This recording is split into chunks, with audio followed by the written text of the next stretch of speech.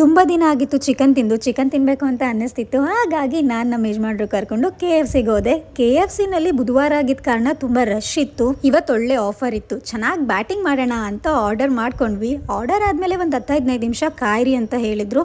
ಕಾಯ್ದ್ವಿ ಕೂಡ. ನನ್ನ token number ಕರೆದ್ರು, ಹೋಗಿ ತಗೊಬಂದೆ. ಡೊಮಿನೋಸ್ ಮತ್ತು KFCನಲ್ಲಿ ಸಿಗೋ ಪೆಪ್ಸಿ ಟೇಸ್ಟಿಗೂ ಆಚೆ ಸಿಗೋ ಪೆಪ್ಸಿಗೂ ಡಿಫ್ರೆನ್ಸ್ ಇದೆ ಅನ್ಸುತ್ತೆ ಅಲ್ವಾ ಟೇಸ್ಟ್ನಲ್ಲಿ. ಹಾಗೆ KFC ಬಕೆಟ್ ಆರ್ಡರ್ ಮಾಡಿಬಿಟ್ಟು 2-3 ಪೀಸ್ ತಿಂದು ಮನೆಗೆ ಪಾರ್ಸಲ್ ಯಾರ್ಯಾರು ಕಟ್ಟಿಸ್ಕೊ ಹೋಗ್ತೀರಾ ಅಂತಲೂ ಕಮೆಂಟಲ್ಲಿ ತಿಳಿಸ್ಕೊಡಿ. ನಾನು ಪ್ರತಿ ಸಲ KFCಗೆ ಹೋದಾಗಲೂ ಕೂಡ ಮತ್ತೆ KFCಗೆ ಹೋಗಬಾರ್ದು ಅಂದ್ಕೊಂಡಿರ್ತೀನಿ, ಯಾಕಂದರೆ ಸುಮ್ಮನೆ ದುಡ್ಡು ವೇಸ್ಟು ಅಂತ. ಆದರೆ ಟೇಸ್ಟು ಏನು ಮಾಡೋಕ್ಕೋಗಲ್ಲ, ಬಾ ಅಂತ ಕರಿತಾ ಇರುತ್ತೆ.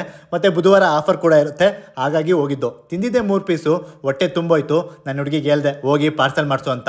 ಈ ಹುಡುಗಿರು ಹೆಂಗೆ ಅಂದರೆ ಕೆಚಪ್ ಕೂಡ ಬಿಡೋದಿಲ್ಲ ಅಲ್ಲಿ. ಯಾಕೆ ಕೆಚ್ಚಪ್ಪಿಗೆ ದುಡ್ಡು ಕೊಟ್ಟಿರಲ್ವಾ? ಆಯ್ತು ತಗೊಂಡೋಗಮ್ಮ, ಇನ್ನೊಂದು 3 ಎಲ್ಲ. ಪಾರ್ಕಿಂಗಲ್ಲಿ ಗಾಡಿ ತಗೊಬರ್ತೀನಿ ಅಂತ ಹೋದವರು ನನ್ನನ್ನು ಬಿಟ್ಬಿಟ್ಟು ಸೀದಾ ಹೋಗ್ತಿದ್ದಾರೆ. ಆಮೇಲೆ ಅವರೇ ವಾಪಸ್ ಬಂದರು ಕರ್ಕೊಂಡು ಹೋಗೋದಕ್ಕೆ. ಆಮೇಲೆ ಆನ್ ದಿ ವೇನಲ್ಲಿ ಹಣ್ಣುಗಳು ತೊಗೋಬೇಕು ನಿಲ್ಲಿಸಿ ಅಂತ ಹೇಳಿದ್ದೆ. ಇವ್ರು ಈ ಮಾಟಿಗೆ ಕರ್ಕೊಬಂದರು ಹಣ್ಣು ತೊಗೊಳೋದಕ್ಕೆ.